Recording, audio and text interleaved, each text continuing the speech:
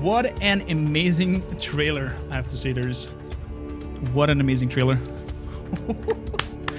Thanks for that.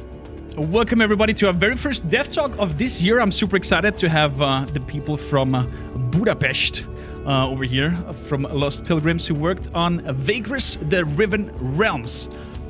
Maybe tell the audience very quickly who you are, who Lost Pilgrims are, and then we go into what Vagrus, the Riven Realms is. Sure. So, my name is Gabor Sutoris. Some people call me Stasov. And I'm part of the Lost Pilgrims team.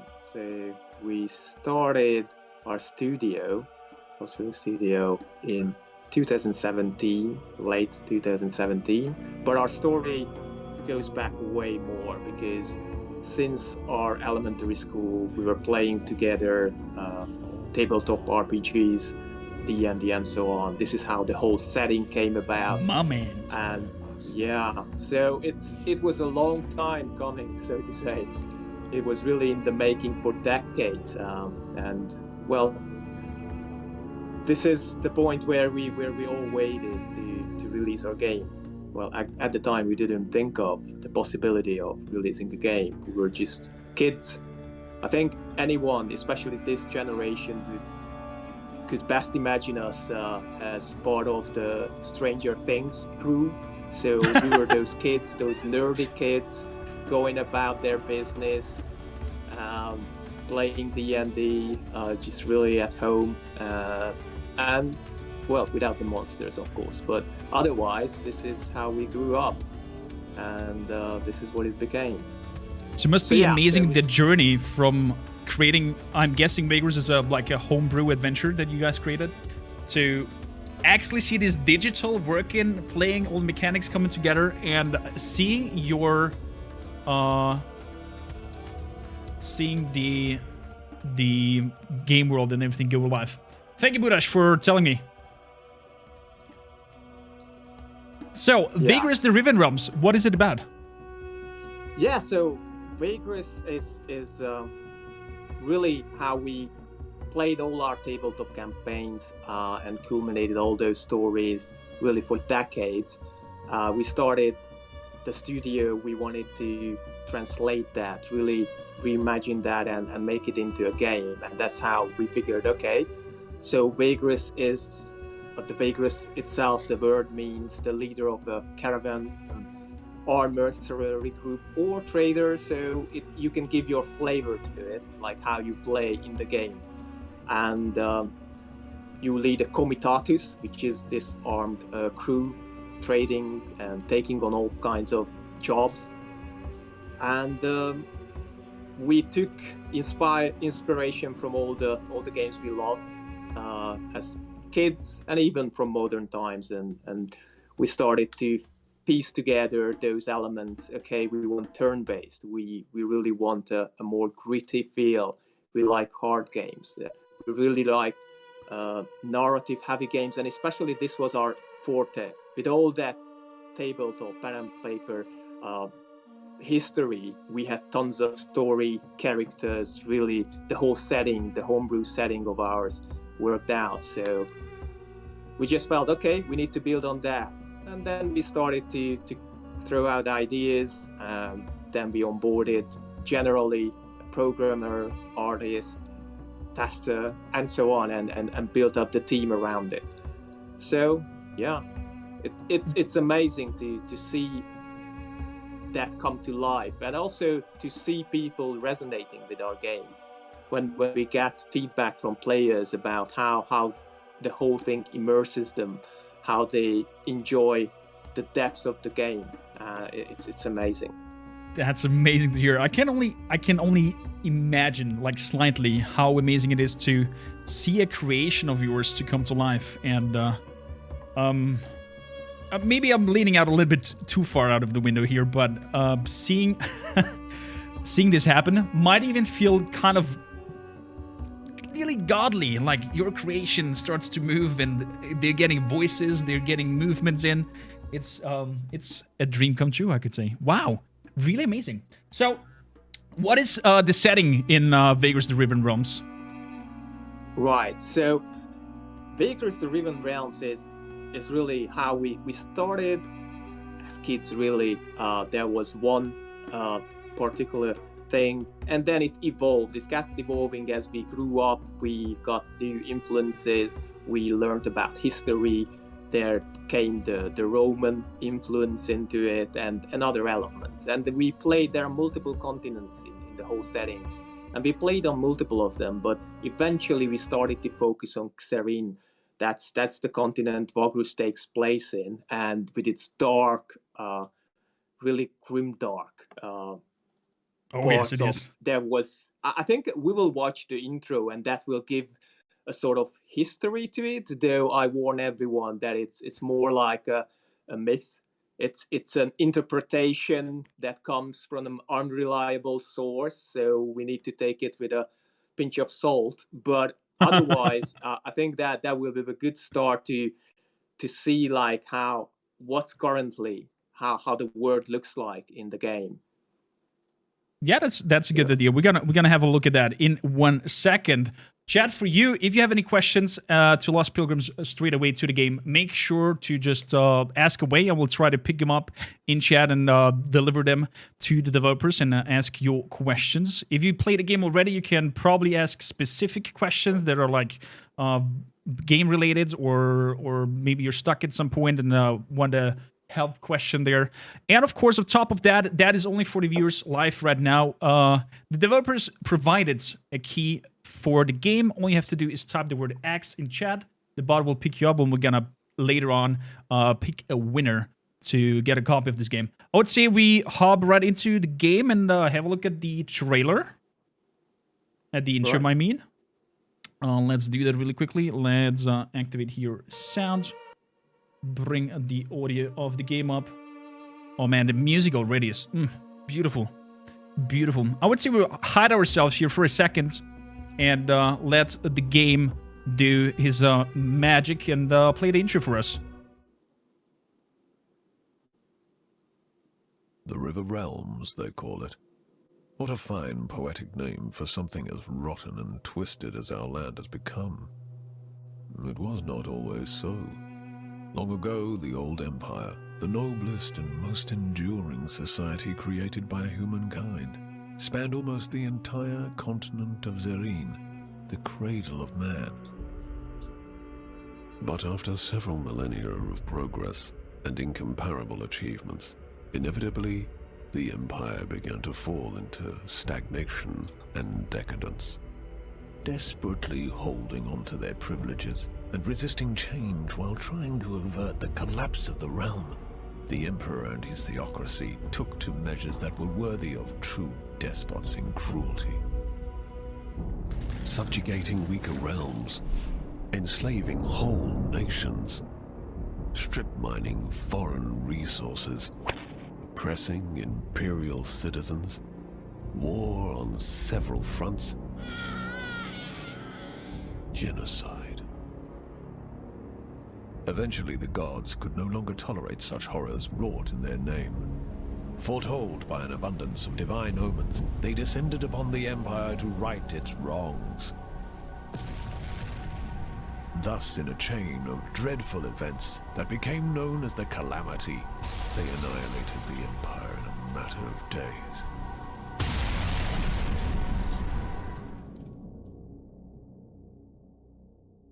The gods then finally saw what they had done in their anger and confusion. It is said that so much grief and shame filled them that they were broken, and they left this reality, never to return. The continent and its inhabitants seemed dead, but at length survivors began to crawl out of their hiding holes and faced a land that no longer welcomed them. Arcane Anomalies, the fallout of the Calamity, now riddled the continent, and people realized that they had to share their new home with changed and twisted creatures.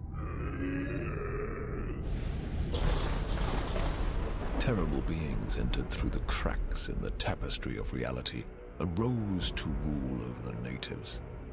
In time, these new powers rebuilt the fallen empire in their own image, and the River Realms now godless and vengeful, reincarnated from the ashes. The inhabitants of the land, such as I, now eke out a living under the crushing rule of the new empire. The continent itself constantly resists our every attempt at building a cozy home for ourselves. As travel is dangerous, many ventures specialize in transferring cargo and passengers over bleak and deadly leagues of land.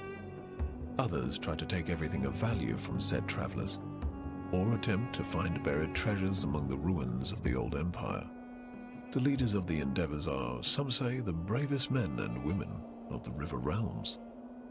Such a leader is called a Vagrus. Oh my god, I got goosebumps from the amazing intro. The voice actor, applause to him. He did amazing work here. Yeah, we really like this intro as well. It's, it really drives home the whole idea of we are 1,000 years after the calamity, and so it's already life back on the empire, but it's twisted. It's really built on the ruins of the old, and it's cruel. So it starts with the nice beat, and we can build all those stories on top, and exploring and adventuring is really something that people can enjoy. To summarize, for those who might have not grasped the idea, it's a very, very heavy story-driven, open world, kind of nearly sandboxy experience with amazing narrative. And all your choices that you pick during this narrative that is happening will multi-branch into your story, depending on how you react to stuff, what kind of Vagrus you create, the leader of this comitatus. And you can, at the beginning already, that we're gonna jump right into and create our character. It is mind-blowing how many things you can do. We have here the Wasteland mode and the Dissonance mode. What is the difference between these two? Wasteland mode is how we intended the game to play. So really, that's the harsh reality of the world. During our campaigns in the tabletop world, it was really hard. It was really pulling on the players to band together, and through their misfortune and really challenges, they barely survive. Often they come together and become a team. And so this is the feeling that the Wasteland mode gives.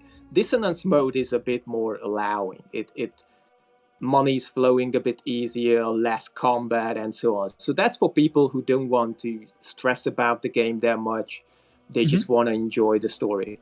It's not like there's no challenge at all in the Dissonance mode. I wanna be honest about it. It's much easier, but it's still not a visual novel there. So you still need to fight sometimes. You need to manage the chores of resource management and so on, but it's much easier. So let's go with Wasteland mode. Definitely. So would you recommend a new player to try first the Dissonance mode to get a feeling for this? I think it's everyone to decide for themselves if they are really experienced in these kind of games, if they are really playing a lot of strategy games and have this sort of they like the challenge, then start with Wasteland mode. If they already know from previous games that they don't really like, they typically pick easy modes, then go with the Dissonance mode. But it's always you can start in Wasteland mode. If you find yourself, you died a couple times and still not grasping it, just go back to Dissonance mode, play around, and once you have the feel for it, you can always go back.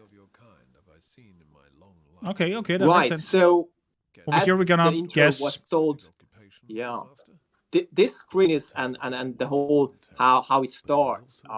You are a Vagrus, and there is this old man Argox there who is traveling with your comitatus, and you can decide here that either Argos tells you a story, and that's what we call the Pilgrims of the Wasteland story, which took place 10 years before. So that's a sad story. It's about one given Vagrus and how their hardship went, how their comitatus lived in that story and what happened there. It's a fixed story arc narrative, but also serves as the tutorial for the game. So that's one thing that people can do, and we always recommend to do it because of the tutorial element, and also it's much more narrative heavy because it gives sort of an expose to the whole setting. So it's that, and of course you can also skip it, and that's what we will do here. That you don't want to listen to the story, but you want to go about your own business, and with that you're going to the open world mode, and that's what allows you to access the much bigger content. Whoa, okay, it starts already here. Yeah. We're starting with races, backgrounds, calling, ambitions, perks, and wow. Yeah, so already. This is the place where you're creating yourself as the Vagrus. There are a lot of options. There are some interconnected options, so some races tied to backgrounds, which you can pick, and then you create yourself through these choices. Regarding race, you can pick whichever you like. What do you like to play, Cormac? I see it right. I mean, my camera's hiding it here, but I saw it already. Little stunty and very tough. I had a bet and dwarf with one of my colleagues that you will be going with the dwarf, so I'm already winning. Very good. Yeah, we gotta pick the dwarf.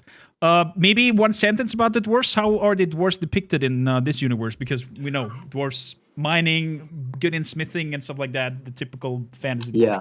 How are they here? So there are the typical tropes for each race in every, well, typically almost all fantasy. What is making the whole Riven Realms unique is that all of those tropes are twisted in some way or another. So when you look at these, they are not what you would typically find. So dwarves, obviously, they had before the cataclysm their own kingdom, really tech-savvy, going all crazy about digging deep and the metal. But after the calamity, and well, during that, their kingdom was hit hard. They call it now the Molten Kingdom. We can check it out on the map, but it's basically full of lava streams and so on. Right now, they are scattered. They don't have now anything holding them together. They turned into scavengers, a bit crazy. Ooh. So they are really different from typical. They are still looking for their gadgets from old, but often they don't even know what they are, how they worked. Okay, is that because it's like way back and they tried to? Well, it was 1,000 years ago, and that a lot of it got destroyed, and now they are trying to get it out from vaults and other secret locations and forgotten locations, piece it together. Cool. So what do we suggest here to pick for our dwarf as a background? Should we be a veteran, adventurer, artisan, criminal, laborer, slaver, scholar? How do you feel about it can be an adventurer or criminal.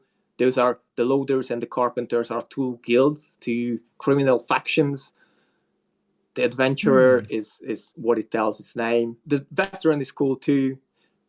These choices, though, have an influence on the early game and how you start.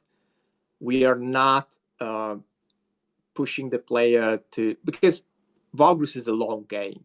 Typically, you would even play dozens of hours, even 100 hours playthrough. So we didn't want to restrict players that, I picked something and I'm unable to do other stuff. So it's eventually you can course correct, you can do. Race has more impact on like what are the maximum levels of certain perks and so on. Background is less so. Okay. I see our dwarves either as an adventurer, but since Attila in chat wants to say artisan, like craftsmanship, Cool. like a dwarf who's doing stuff, constructing things maybe, or maybe a stonemason, I don't know. So we're gonna go through with artisan. Then we have a calling, trader, mercenary, or explorer. Yes. So I would recommend that we will go with trader here. That's the easiest, more traditional, easy to see through. You will be doing jobs, taking on contracts from factions and carry stuff between cities and so on. So see, these The other houses are two- different factions, I guess. Yeah, exactly. So they start with a 4 in each of those. Mercenary and explorer, I'm not saying specifically they would be harder, but maybe the concept of them, how to play them, and what their initial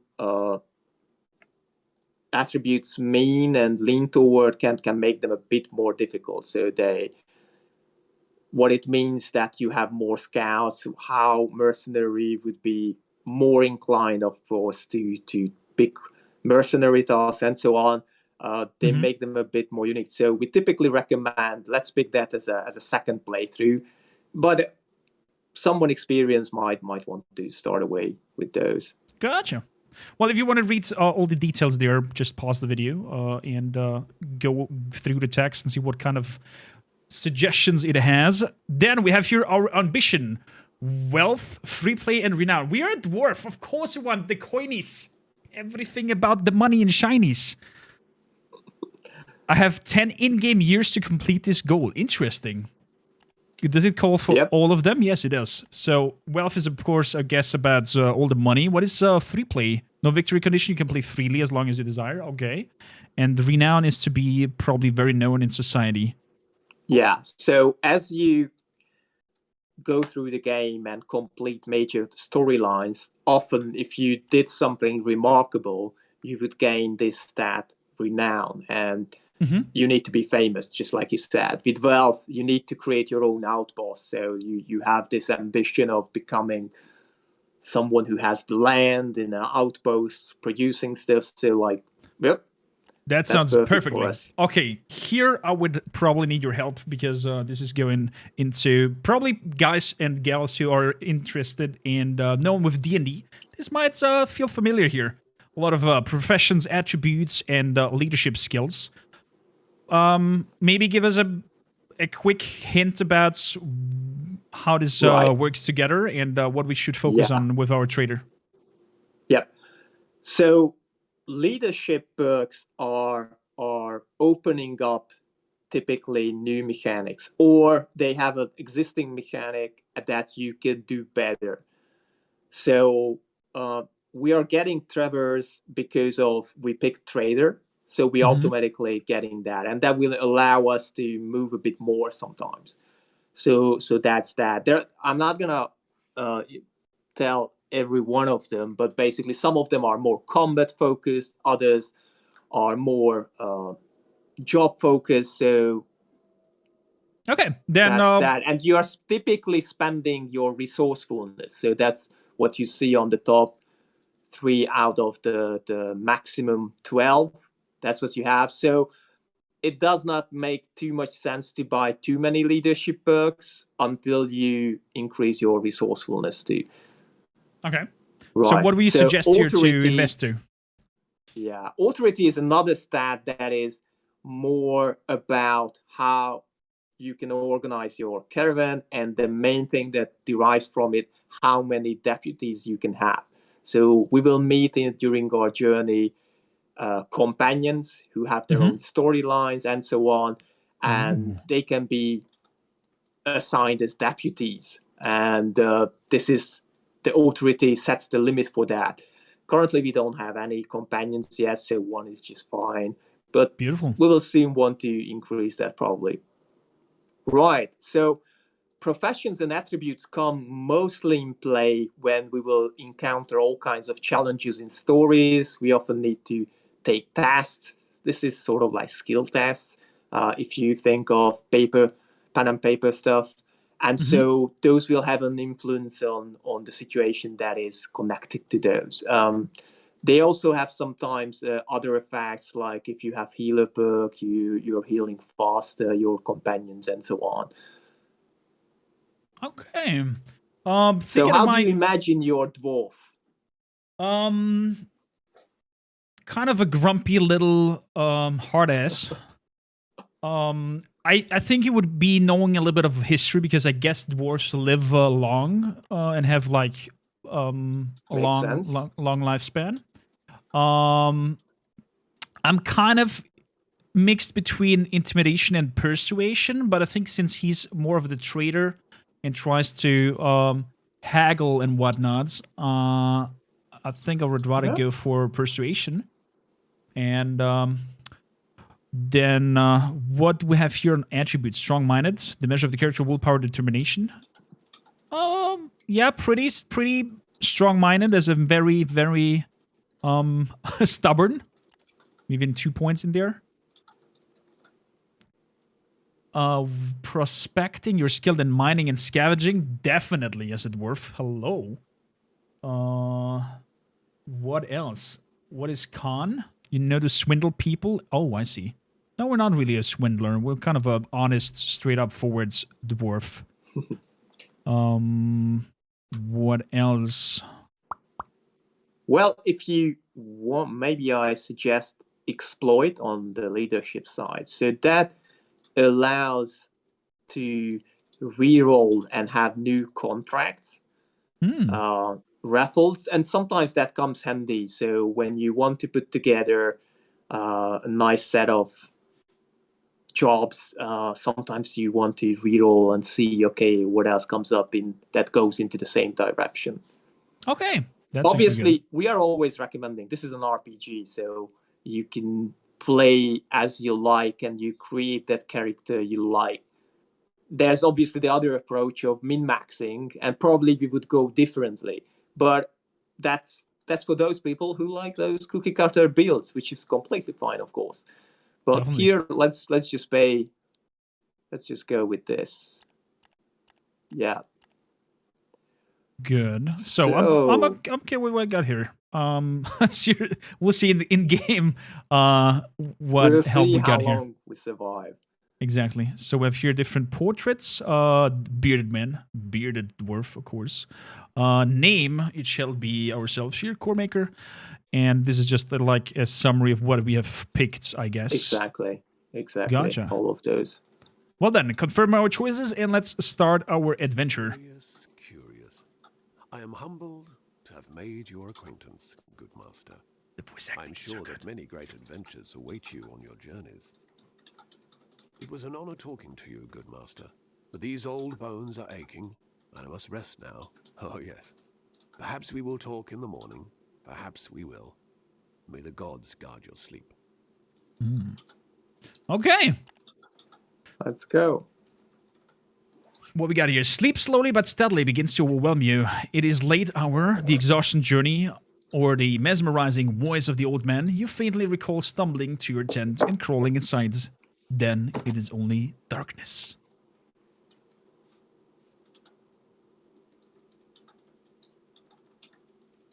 So, I'm guessing now we're getting a little bit of a background and the situation explain of our camp and how we wake up and talk to the old fella.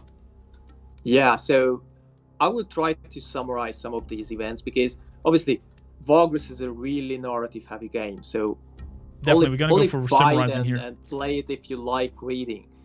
But here on the stream, for the sake of moving along and showing more of the game, we will just speed it up a bit. There are just one quick thing. Yeah. I think if I remember correctly, you can try out the prologue for free on Steam. I think there's a demo out there. Indeed. And just give it a try. Yeah, the prologue, and it also includes part of the Pilgrims of the Wasteland story with the tutorial, and you can play the open world part. I think it's like 25 rounds. The first 25 rounds you can play. Right. So here you're talking with the old man.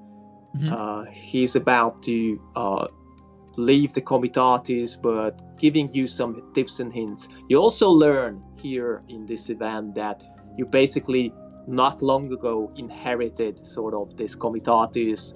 It went through some trouble. You are new to this role, and that puts a perspectives. You're not a veteran of the trade. You just became the leader of this company. You are trying to start over, sort of. And so he's giving you the tip: go to Torzak shelter, which is sort of nearby, and there's this character who you can seek out and can help you with finding some companions. Okay. So you suggest we listen to his advice and move out? we listen to his advice because he's telling us some details about that. He's suggesting to seek out this fella called Braxius, and then that will help us along the way. Gotcha. Then we're gonna thank him and wish him farewell. And we're gonna set across the Wasteland. Just a quick thing that mind-blown me when I started this the very first time is please have a look at the map. Look how immensely big this thing is. Can you like go everywhere on this map, even on these islands? No. So that's actually one of the main points and we started to better communicate that, because the characters in the game know about these places. They often talk about it. Some of them hail from those far regions. We put the whole continent map in there, so people who are interested can check out all the places. But the game itself takes place in a smaller area, and there are story reasons of why that area cannot be crossed currently. And so this is where it takes place, and you can move about. And as you reach those sort of borders of the playing area, you will learn about where those borders are. Right, so you can scout sometimes. For now, we know that we want to go to Kernock Station. The game is turn-based, obviously, as Cormac just moved, spending movement points. I think we probably overshadowed the part with some of the stats on the top left, but we just entered the city and they are saying that, oh, hold up, another one, they are grumpy. And you can ask about what's with the attitude.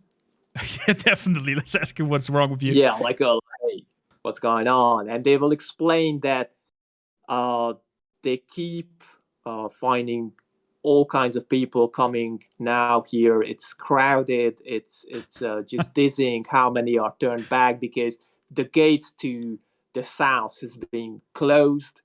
They don't know what's going on, but there's something about the wind situation, something going on. People are returning here, and there's just tension because of that. There's also more cargo here, and many people just want to get their stuff out of this Kernock way station and return back to Torzak. So, wow. Here we are entering this settlement screen. There are always stories, and they are listed here. If we are going into a bigger settlement, there would be more typically here. There are also, like if you look up above those, the market, there's also a faction screen.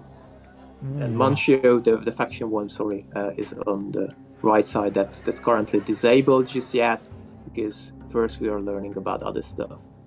Exactly. So we're going, guessing, finding this Braxius, and well, Braxius is in another city, so this is just our first settlement on the way there. So here we can, because we learned from the guards and also finding the situation, we can ask who wants to go to Torzak, and so we can, on the second choice, ask about the agents. Maybe mention here there are a lot of keyboard hotkeys. So if you press F11, you can. There are all the hotkeys that you can use. It often saves time and helps and Interesting. with a lot of stuff going on, right? So and also in these events you can use the numbers to select your choices if you want to go quicker or just prefer it that way, right? So I guess you we gotta can make a now deal with the decide- trading house, since we're Yeah, you traders can- and kind of go that direction and be the Sure. goody shoes. Right. So House Okuo is seeking some help with that. I You love just that. opened up the codex of the game. Basically, this is the sort of the lore book of the game. This is not mandatory to read it, so it does not have a direct influence on the story, but it gives additional context. It often helps as well to figure out why the world is in such a way and how things work in this setting. So there are hundreds of them of these, and you can read. Do you guys have about a tracking? history. Sorry, go on. Sorry, could you repeat the question? Do you guys have like a tracking how many words you put into this whole story and Yeah, we lines? actually do, and it's over 1 million words. So and if you Wow. put that in perspective, so like Tolkien's complete Lord of the Rings and The Hobbit together are 550,000, and we are at Basically 1 million. double. Yeah, Holy almost. moly, okay. Well, it's if we keep going like this, and we hope to do that, we will double it and go even higher. Right. So here you have a few other options of ask about what's the blockade on the south, learn about the Twin Towers that is in the south. If you open the map for a bit, the chart there from the top. Oh, the Twin Tower. No, wait, can I do that while Yeah, you can. Okay, there we go. You can always open that. So the Twin The Tower Twin is a bit Towers. of the south. So that's what we learned, that currently you cannot cross there, and that's true for the whole game. You cannot cross there. That's because they are turning back everyone. I don't want to spoil too much about it, and also want to move along so we show more of the game. But yeah, so you can learn. That's one of the main things about the game, that you can learn what's going on. Good. So let's leave the compound since we have one with us. Should we like stock up on something, or do we have to like keep eye and track on what we have here? And is there like certain settlements that sell stuff cheaper and certain settlements that buy the stuff There are more definitely expensive? those.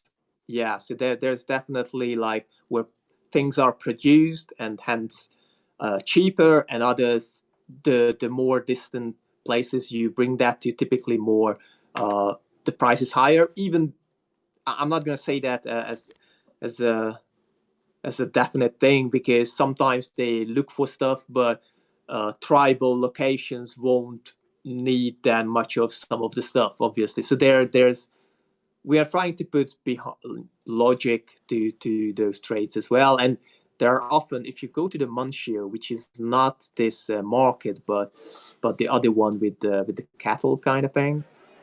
Yeah, so you can find their rumors, right? And there are other rumors as well, other places that often indicate like what's cheap here, what they are seeking elsewhere. So that's one good source of learning about those dynamics. And there are also passengers you can pick up. So, and it's not the main source. So what's important about this game, if you pick up one task, if you pick up one quest, one passenger, none of those will work out financially for you. You need to stack up from multiple things and organize a nice bundle of them going in the same direction to make it work. So if you come just and want to rely on a single thing, you're going to go bankrupt in no time. Oh, I see. So you kind of have to try to maximize the output on going to one direction. So bring in passengers, bring in goods, and maybe even missions on the way up to the next targets. Exactly. So when you agreed with the House Okuo to take their job, you already agreed that you will keep 2 slots from your cargo open. So, and we have currently that many, so we don't want to spend more on that. However, what we could do, well, luxury wine, we could sell it here, but since it's coming from the south, probably worth moving it to Torsig at least. So let's keep that. Let's keep that. Should we stock up on units or something like, or are we good with the crew that we have here? Currently, if we look at that small marker, we are a bit under defended. That's that like yellowish coin on the top shows that if you go yellowish coin. No, to the right, a bigger one. Right. With the pictogram of there. Got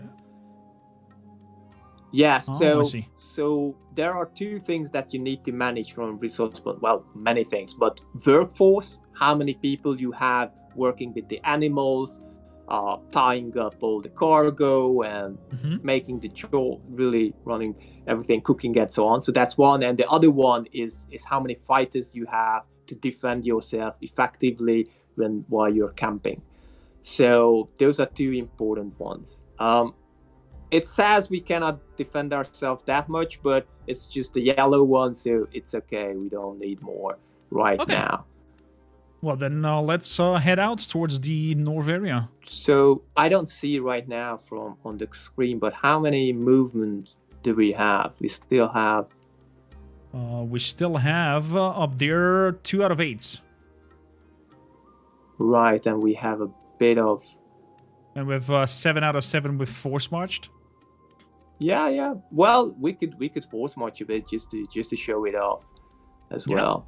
Let's do that. So load the cargo, put up the passengers, and we're setting out to Kernok Way Station. Actually, we only had one package. But if you go to the cargo, you can press, I think, C or... No. No. Well, you can navigate from that screen as well. Yeah, C is the... Oh, there we go. Cargo? Yeah, we have 1 slot still free. Yeah, so let's go back. Let's go load up on something. And just because they joined us now, we got into the red with the guarding. So we might want to hire someone as well. So... So they got 2 fighters. Let's grab both. And with that, the coin turned into yellow. Interesting. Yeah, cool. Which is... We solved that issue. And if we go to the market... So, what should we grab here? Is there like an indicator, or do you actually have to really pay attention, take notes? Where is the price? What? You need to learn. You need to learn gradually about what's working. The rumors are a good thing. I mean, the rumors that was only telling us about the blockade in the south. If we pay for that, you can buy that, but that's not going to influence right now. Let's see what else is. I typically buy more luxury wine, but since we don't have that, we might want to go with something else. I think mushroom right beer? now, because there's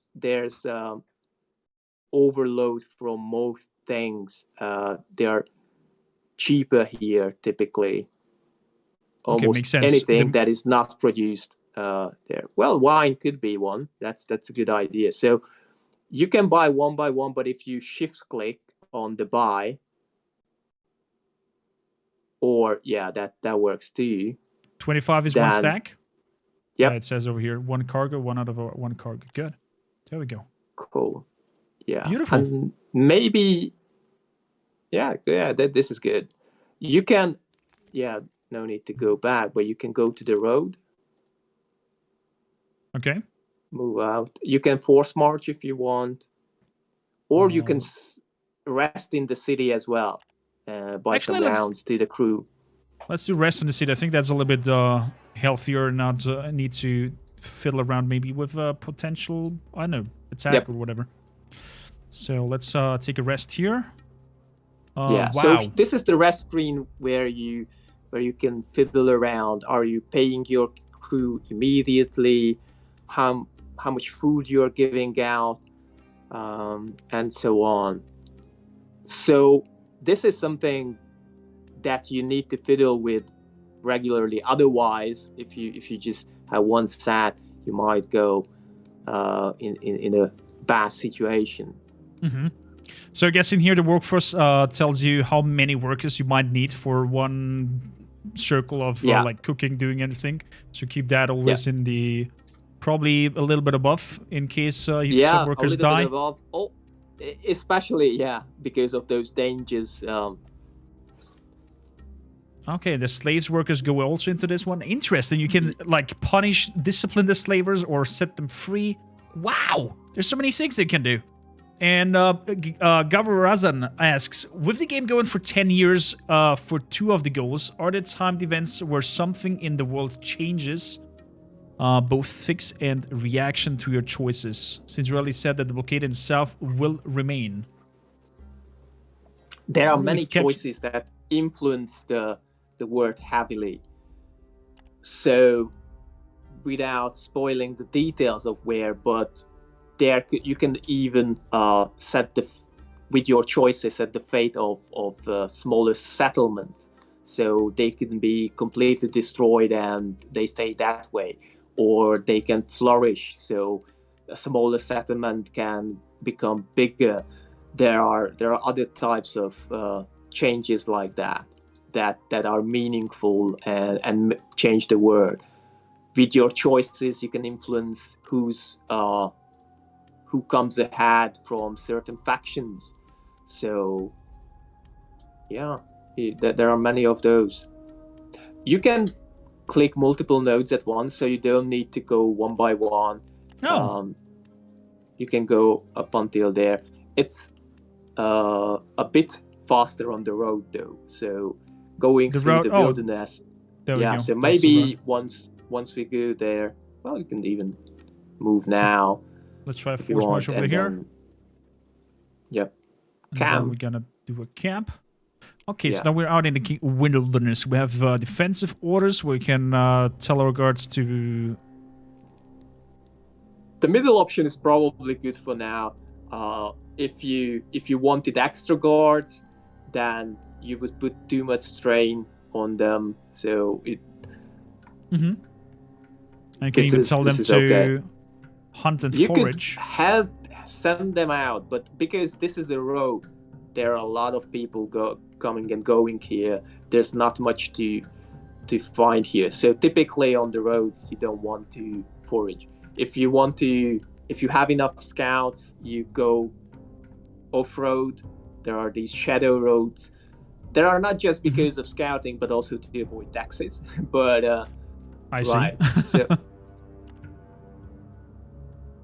So let's move up, and we are going to Torzog. You can check it out on the map. So we're just gonna follow up the roads to end up here. Yeah, and there are the indicators that your job is going there. So with the Okuo traders you just picked up, they're going that way as well. Right? Exactly. And the travelers that we picked up as well. Wow. Good. I guess we shall... what happens if we keep on force marching them? Do they like... Well, after a while, you will start to feel that your vigor will start to decline, and they will start to... Since they are tired, they will start to be less motivated. There are different strategies. Some players are swearing like the good strategy is not to force march, just to keep them chill, and it's easier to manage. Others are exhausting their crew, but making up by giving them extra food and inviting them for more rounds of drinks and so on to raise their spirits. So like balance it out. Yeah, and yeah, it also depends on the situation. Of course. Like if you're running out of money, you definitely want to push it forward so your people go to the destination as fast as possible before you can't pay them. I also saw that you have the option to pay them later I'm guessing with each rest it accumulates more and more and more, and you can end up in that situation where you're not able to pay your crew. Yeah, it can overcome your account. Yeah, how much money you have, but also the longer you don't pay them, the more grumpy they get. So, and it can culminate to them rising up against you and just straight Totally up understandable. relieve you from your let's go, let's hurry Let's up. go. Force push over here. Ooh. Yeah, right. So the Oko people are happy. You can click on that image. You can always click on event images and to check them in a bigger size. Yeah. Is this so that's because you said molten things and what like that? Is this one of the former dwarven cities? No. That's kind of far away from here. Okay. This is a massive cave that has a long history of what happened here with Torzog, who was an orcish leader and so on. I don't want to spoil that, but it's a big city. It's one of the biggest city in the empire, in this new empire. It's strong in terms of the imperial influence. So there are more out in the back cities, but here this one is really one of the pillars. Right, so you enter the city. You typically need to, at the bigger ones, need to pay a gate tax, because obviously the Imperium has its own regulations and they don't want anyone stirring trouble. You have to buy licenses if you want to grow your army over a bigger size. Since you are not that big yet, so you don't have like 100 warriors or something, you can just pass that. You pay the gate tax and you can go in. Good. Do you have every time you come in there to pay the tax? Yes. So these bigger cities, the smaller ones don't have this. So, I see. Yeah, so Torzog is one of the bigger cities. It has districts within it, and there are many stories. Right, so you can see the crystal disappeared. The Oku people took out their stuff. They paid you for the ride. Basically, we're now with one brass more than we left. So we had a little bit of money from that. We have now the luxury wines and the other wines that we could sell here, since there's not a lot of it in the city. So I'm guessing we're making a profit out of it. You could do that. So I think it will be about, let's plan where we are heading next. And based on that, we can always decide, okay, do we want to sell it here? Or the direction we are going maybe even higher? So, and there are some things that you can like deduce with common sense after a while. Like if we are going to a place where it's I don't know, mines, where there are working people and so on, they will like cheap wine, cheap beer, but they're not going to want luxury wine. Obviously they don't have the money. If we are going to a place where there are people with money, then obviously the luxury wine could be going higher there. Makes sense. There are these passengers as well. When we entered the city, there was a pop-up, so the passenger who we got also left the Comitatus. You pay the money and is gone. I see over here two things going towards Lumen, so maybe we could combine those. So that's a good input. But passengers are not the most profitable way to get money. It's good if you can get some extra. But here we have, for the first time, we can see the faction tab. So if you just hold space, it's telling about, okay, there are factions, there are jobs that you can take. There are two kinds of jobs. You can go with trade jobs, where you will basically lend your cargo space to those factions and deliver the goods to their destination, while mercenary jobs will ask you to fight their fights for them. That's obviously a bit harder to do. So we can check like what is available, because we have pretty much full our cargo space. Some of those could be applicable, but since they require 2 slots, they are not showing up as such. So we can see, yeah, Oh. Lumen, there are quite a few going. Arcane.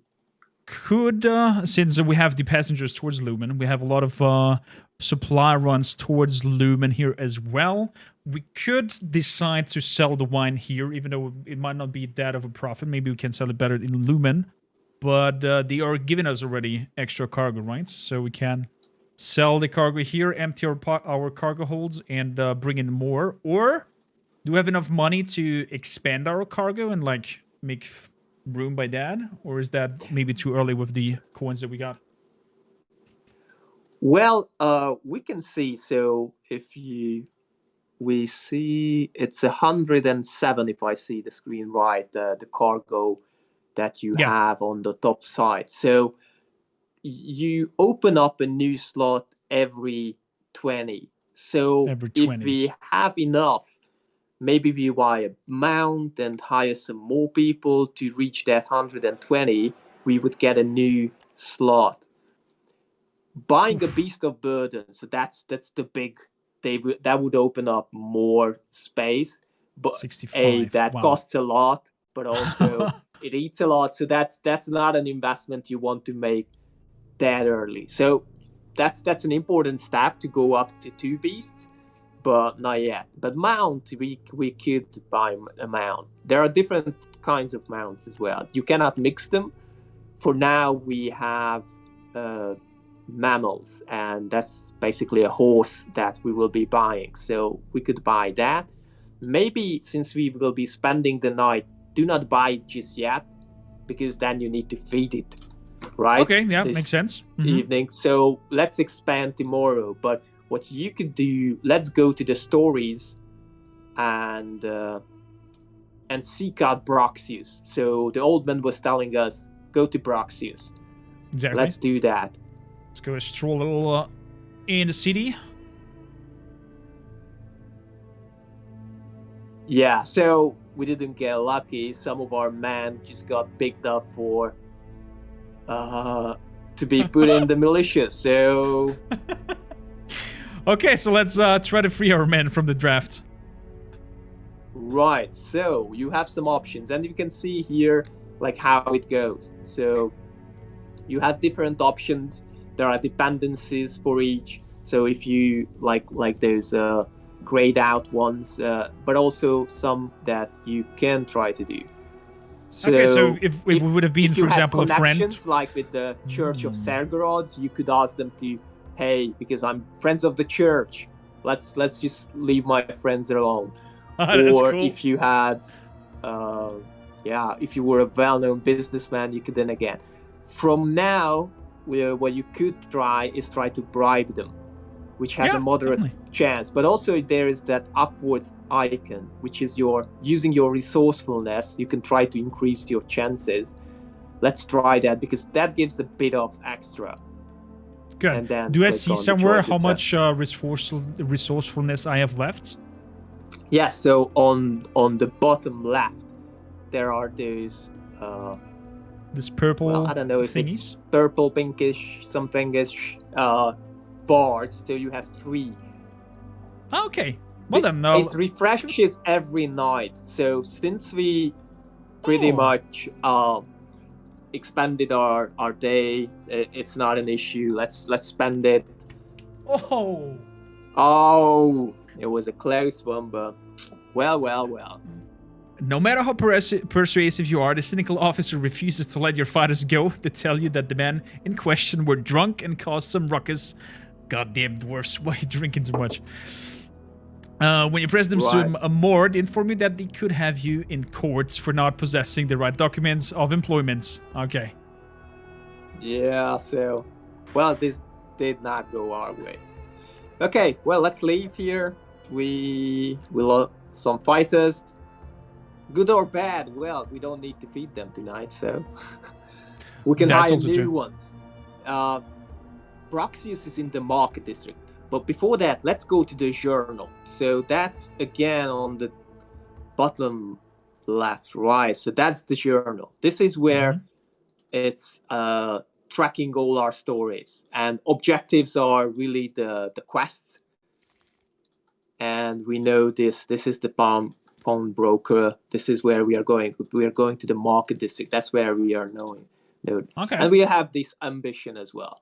Wagrus. Here on the other tabs, you would see like your passengers, other tasks, rumors, and so on. So you can look up stuff later on. It's a long game. Obviously, you wouldn't do it in one sitting. So this is what helps you to continue on after you put down the game.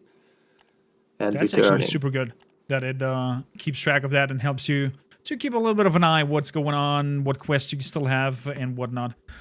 Wow, this is, I have to say, a lot to take in, but I like it. I like when games are very in-depth and you just kind of unravel everything and go into the story. And the more you start to understand about what's going on, get a feel for the world, the more exciting and interactive it gets.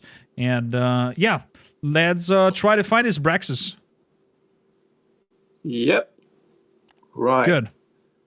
So here's Braxis. He's you can see the Demon King, and you might even recognize him. He's another streamer friend of yours. I might recognize him. Huh. That's a hard one. Well, no, I'm not seeing the civil reference. Name is Matthew, but you might know him as Splattercat. Oh, yeah. That is Splattercat. That's so amazing. Yeah. That's just a fun tidbit. So, Braxis is running his own thing, shop. He can help with a lot of things. He's not giving you the best profits, the best deals, but sometimes that's what you get. You just need the cash. You need something, and that's why you turn to him. But right now, he's helping to find some companions, and because Argos referred you to him, he's helping out, and there's a Raffle here in the background, so there are 3 companions, and you're getting one of them, and that's Krifta today. So it's always random when you meet him up and talk to him about this. Yeah, so the first character is random, and that's Krifta on there. Yeah, Looks like so she birdie. has been affected by what's called the Taint. So that's a mysterious disease that spreads. Some say it's connected to magic, some say it's not, some say there are other theories how it can. A lot of people in the Empire are right now affected by the Taint. Some have really big deformations, others are less so. Most of the people actually die when they catch this disease. So it's a harsh one, but others survive and show different traits. So Krifta is a bounty hunter kind of lady with arrows and stuff. So Lady Medieval Mandalorian. Yeah. Right. Good. So you can ask about her, you can learn about her. We obviously want to take her on to the team. Well, you can try to haggle her fee or take it. Obviously, that has some influence on they have something sort of like a loyalty towards you. The more you are helping them on their journeys and hear them out and so on. Now we do want to hear out Braxius, because he has another proposal to find 1 more companions. If you are accepting that, you will be indebted to him, but it's worth it. It's also worth it because we will pick a certain one, and we will be having a fight. Let's not pick the dwarf. We have a dwarf on the team already. We need an orc, and the orc is the gladiator. So here you know about the story that this gladiator is trying to help his friend and need to win a fight. And I love the terminology that you're going for the Latin terms and a lot of influence from, well, ancient Rome, as we also saw in the intro, where the previous empire very much resembled the Roman legionnaires. And it's really a magically infused Roman Empire, twisted, well, demolished and then coming back as a twisted thing. Wow, this is so huge. Love it. So let's go to the journal and see again where. Where did he send us off to find about the orc? So maybe we'll kind of focus. We on need that. to find that ludus that they, and I think that's in the civic district, if I'm not mistaken. Let's head to the civic district. Let me see. Visit Arena Maximus. No, that's a different arena. Okay. No, that's not here. Sorry. Maybe that's in the market district as well. Yeah, so that's Drius. That's the fourth choice. So because you don't have enough man to help him, Drius is about to lose his ludus. Ludus is where they train and run the gladiators. Exactly, so gladiator school. And they need to fight to settle something. And so you enter the compound here. This is Drius, you're meeting him, and you see... Let's inquire what happened to the school. Yeah, let's inquire about it. You're learning. We know that we are going to offer our help. So you meet the huge orc as well, who's called Gorgoro, and I'm gonna offer our aid in this, or offer yeah, help definitely, in the upcoming because match. you know that Braxius will give you some extra hand, so you will have some henchmen to play with. Right. You accept it and pledge right now. So we are spending the night here. We're making some changes as you want. And tomorrow we will be fighting. So you can, vigor? Because it's a bigger settlement, you can ask for better, have more fun. Let's just say that. With more alcohol and other happy things. Right. Very good. Let's what is the other one? Enjoy the hospitality of this Mancio can offer. Ooh, kind of looks nasty over there. Let's give them a little bit of drinks, and vigor nutrition goes up. That's good. Pay them now. Should be fine. In the day, the next morning arrived, and he's already here. Good, and now we go into the small fighting arena, it looks like. And you accompany Drius down there. But your man already got drunk and drafted. That's true. We have a few fighters left that were with us. Brax's fighters await you here. You're prepared to fight. Yeah, you can learn more about what's going on here and some other connections. I think we'll not spoil that. Let the audience find it out. And let's go and fight. We have still a bit of time left, and show that aspect of the game. Beautifully.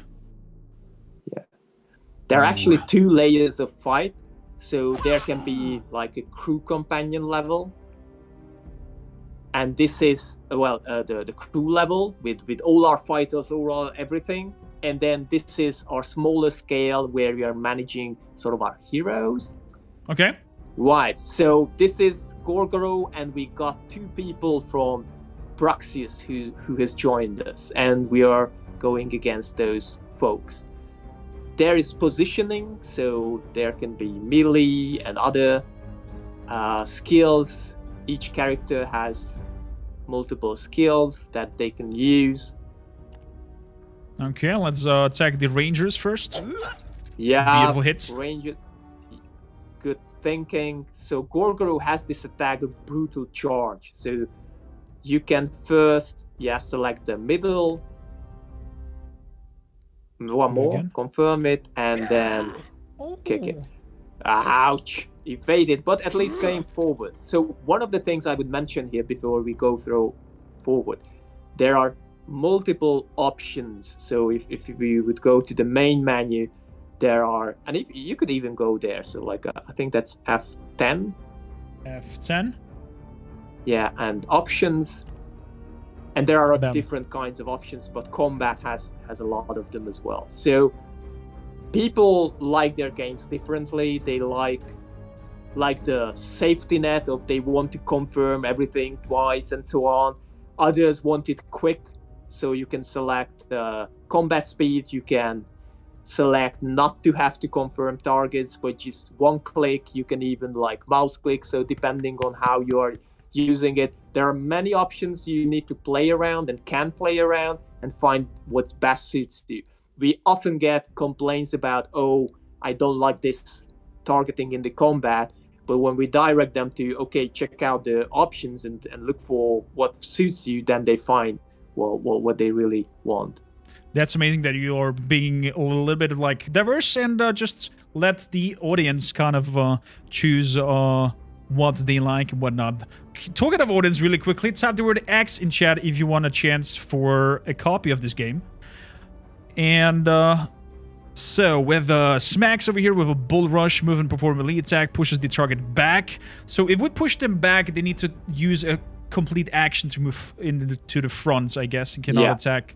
So maybe that might be an idea here. So let's push him into the back, and we're missing. Very unfortunate. So what is the third one? Fend off or watch a single position on the enemy side. Triggers an attack if somebody steps on it. I see. So we can like combine it and have a bull rush and then have a look at that. Yeah, put a fend off so if they return, then you immediately attack them. Right now, you can just, attack that gladiator. Block that. Beautiful. I like that. Well, really good. You blocked it, so that's good. Gorgoro's Sunder, so that reduces armor. And because they are heavily armored, that might be paying off on the long run to take that off of them and then start to pushing them. Beautiful. Oh, we have very lucky. We're very lucky here. So let's try it again and bull rush him back. Again and evade. Well, evaded and they swap places. Oh, that's true. Why? Because he's like dodging to the side, I guess. That's what happened there. That's what happened. Beautiful. What you could try, the first skill of Gorgoro attacked two. Yeah, like that. Beautiful. Something quick else. Do you have a light source in your end? Because you're getting very dark on my end. Oh, yeah. Let me... Could you... Oh, let me jump. Do it. We're gonna continue here with the fights. Oof. Nasty swing. I know somebody who will very much enjoy this, but I'm enjoying this already superbly. And there we go. 2 damage on him. Let's try and... Right. How's that? I did not realize. I was so focused on... All good. That's only meaning that you're super... That's only means that you're super invested. Yeah, let's try that. Try that, and maybe if you manage to do this... Yeah, here you go. The range came forward. Well, let's see who comes through. Immediately moved back.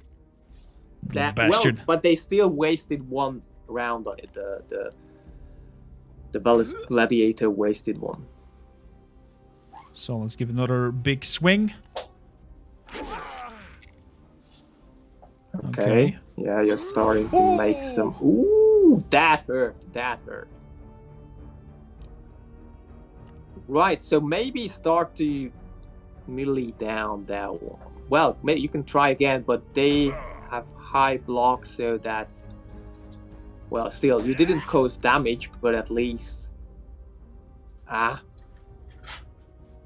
The initiative order is not in your favor to keep switching back, but at least passing rounds. Right, so you We're missing power now. Yeah, so if you rested, you could get some power, but maybe it's just time to with the thunder. Let's break his armor Attack again. and try to, yeah. Beautiful. Still now. Yes! Oh, there you go. There's the kill.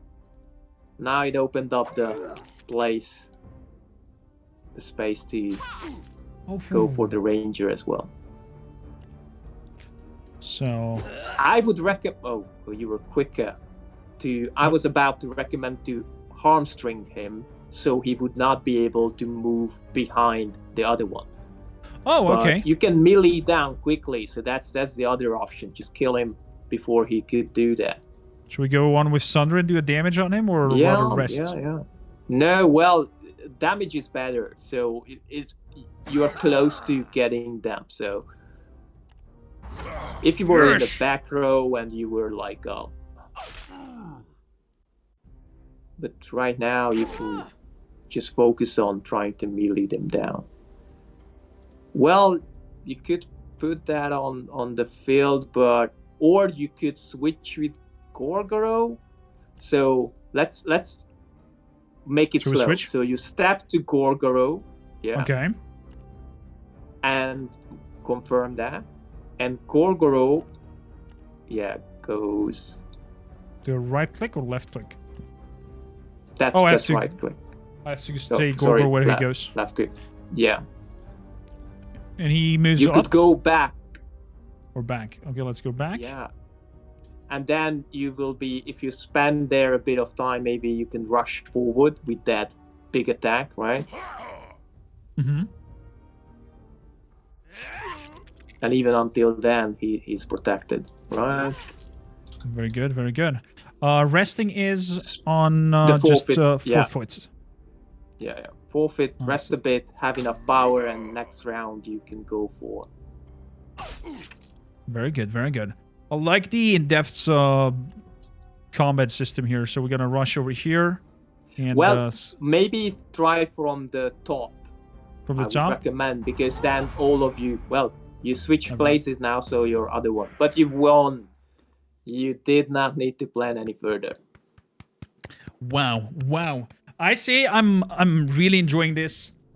Combat's in depth, storytelling in depth, a lot of mechanicals in course of trading, rumor system that plays together. I also saw that you can sell the rumors, like you can collect information, you can go to other places, sell your information. There is all kinds of faction playing together. Is there an end game to come to? Is there like a finish to this whole adventure? Or is it just it's like open world, and there are like major storylines that you can complete, and there is one or two that you can feel like an end game kind of thing, because they are really hard and really require you to do a lot of stuff, but there's no main story to talk of. So like there's not a single main story and you just have side quests. It's really, those are independent and you can choose whatever you like. Some people are into the story, and most people are actually, but some are less keen on that, but more about the trading or the combat or whatsoever. Yeah, so there are things that as you grow, as you have more might in terms of wealth and as well as combat, you get opportunities to prove yourself in bigger and more dangerous situations, but otherwise exciting. Yeah, so it's really whichever way you want to go and just grow. One word of advice is go slow. So it's not like in a few hours you're going to take on the world. It's really a low fantasy, right? So it's gritty. It's not the kind of fantasy where you started I don't know, stable boy, and in 3 hours you are a demigod of saving worlds and slaying dragons. That's not that game. So I like it. You even put it out, if I'm not mistaken, on the Steam page itself, that it is a hard game and you should consider that it will kick your ass while thinking about grabbing it. And I'm enjoying it. I'm definitely gonna dedicate myself and I know, probably film a YouTube series about this because it's very long, well in depth, and like bring out bits and pieces of the story as well. And what was the most? Let me ask here, like some final questions. What was the most exciting part for you in Vagrus? What are you like super proud of, besides of the whole game, of course? But is there like some essence of the game that you like? Wow. Well, there were many key moments. So like when we first started to see the game coming together, that was already a miracle. But I think as we were in our pen and paper, when we started to hear back from players how that resonated with them, that it was really like a personal moment. It's proud, but it's also like humbling and really how we could transfer all that into an experience that they like, and the immersion part. This was really important along our journey. We always prioritized immersion over like specifically designed gameplay loops and so on. We always thought, okay, what fits the setting, how we can, and I think we did a fairly okay job. At least that's the feedback. I'm Personally, not over-exaggerating. there are a lot of mechanics, so like it's a complex game, a lot of mechanics, and those fitting together was also a challenge. And I think that's something we are proud of as well. And I'm not it's a over-exaggerating. tiny You did a team, really and good job. I want to maybe grab the opportunity to thank the team, because it's really a tiny team with a lot of effort going into the game, a lot of heart, and also to our community.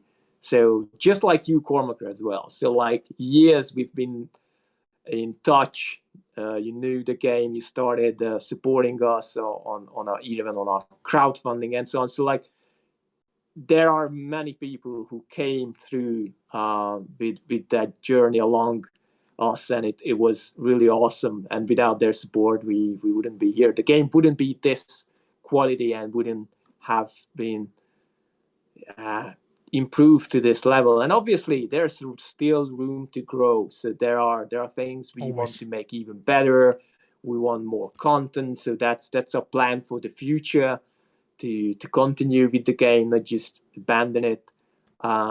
So yeah, is that like an indirect call that we're getting maybe DLCs or like extra content for Vagrus that's the plan. That's the plan. Absolutely. Yes. So we want to expand the game. We want to improve it, and also we want to bring it to other platforms. So eventually tablets, maybe Nintendo Switch, and so on. So a lot of things we are planning and considering how we go forward and build on what we've done so far, what we delivered so far. That's amazing. You also, since we're reaching towards the end, you guys sent me some goodie pack that I would like to open up here. And I have a little surprise for you as well after that. And also, Chad, if you have any lasting questions that you want to ask, this is your time.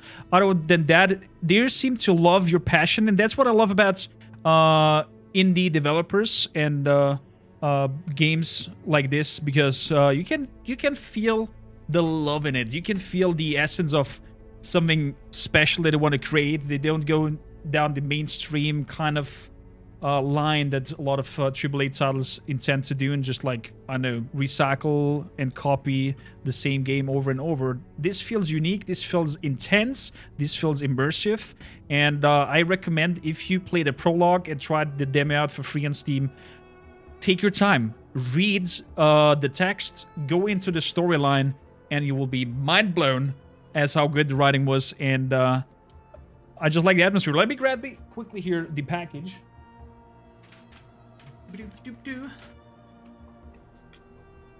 I'm curious what is in here. So, where do we have an opening?